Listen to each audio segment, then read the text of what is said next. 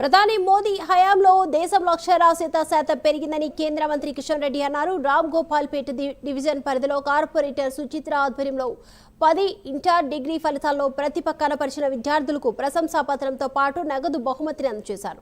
సమాజంలో ప్రతి ఒక్కరూ విద్యను అభ్యసించి ఉన్నత శిఖరాలకు చేరుకోవాలని కేంద్ర మంత్రి ఆకాంక్షించారు.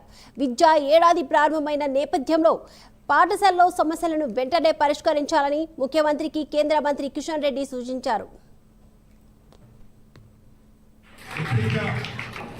सर इटून मा इटू इटू मा अमोल यादव मैडम इटू यादव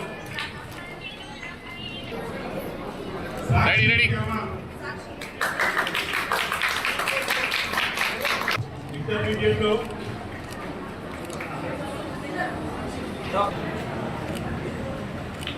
इटू ना बेबी इटू ना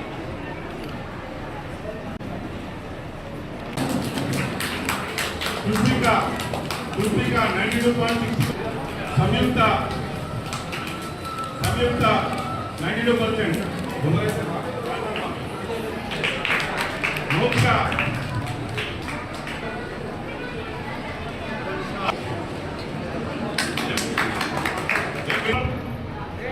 सोलम रसूलम స్కూళ్లు ప్రారంభమయ్యాయి. ప్రభుత్వము అన్ని ప్రభుత్వ పాఠశాలల్లో మౌలిక వసతులు పునరుద్ధరించే ప్రయత్నం చేయాలి. స్కూళ్లలో టాయిలెట్స్ మెయింటెనెన్స్ పూర్తిగా తగ్గిపోయింది. అన్ని స్కూళ్లలో టాయిలెట్స్ క్లీనింగ్ కోసం డ్రింకింగ్ వాటర్ గానీ ఇతరత్ర అన్ని రకాల చర్యలు తీసుకోవాల్సినటువంటి అవసరం ఉంది.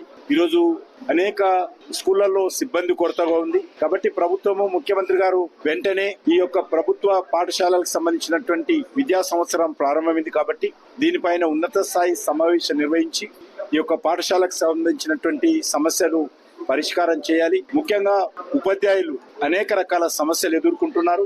రిటైర్మెంట్ అయినటువంటి ఉద్యోగస్తులకు రిటైర్మెంట్ బెనిఫిట్స్ అందడం లేదు. ఉద్యోగస్తులకు సంబంధించినటువంటి డిఏలు కూడా ఇంకా పెండింగ్ లో ఉన్నాయి. కాబట్టి ఉపాధ్యాయులకు సంబంధించినటువంటి సమస్యలు కూడా పరిష్కారం చేసి స్కూళ్లలో మౌలిక వసతులు కల్పించి విద్యా సంవత్సరం బాగా జరిగే విధంగా ప్రయత్నం చేయాలి.